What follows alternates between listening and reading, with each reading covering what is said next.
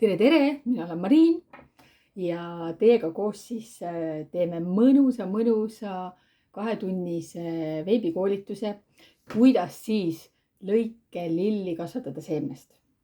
Ja ma mõtlesin, et iga päev oleks tore teiega jagada ühte teemat, mida me seal muidugi koolitusel pikemalt käsitleme, aga et nende lühivideotega siis saaksite aru ja saaksite teada, et millest meil siis juttu tuleb laupäeval. Ja mina isiklikult arvan, et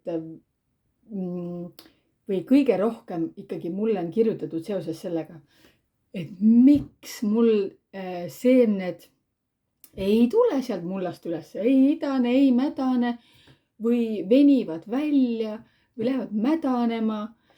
Et mis need probleemid on? Ühesõnaga, me peame endale selgeks tegema selle, et osad seemned on hästi imepisikesed ja neid ei pea üldsegi enamasti mullaga katma, kui ta just ei ole selline lõikelill, selline seeme, mis tahab pimedas. Vajab pimedust, et idaneda. Siis väga tihedad on külvid. Mõned lõikelilled ei taha üldse pikeerimist. Mõnikord nad venivad nii palju välja, nad venivad välja sellepärast, et tegelikult lõikelilled vajavad 14–16 tundi valgust päevast ja aknalaud ei ole selleks piisav. Kasvuhoone on selleks piisav ja lisavalgustid ja ma näitan teile, millised valgustid minul on, kus neid saab. Tegelikult ehituspoodides saab väga hästi osta selliseid valgusteid.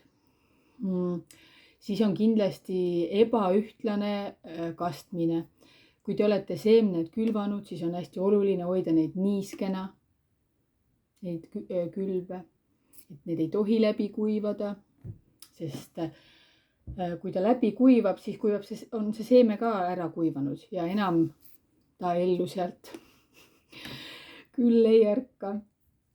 Ja võib-olla ka see, et seemned on ebakvaliteetsed, et kus siis saab kvaliteetseid seemneid, seda ma kindlasti jagan teiega.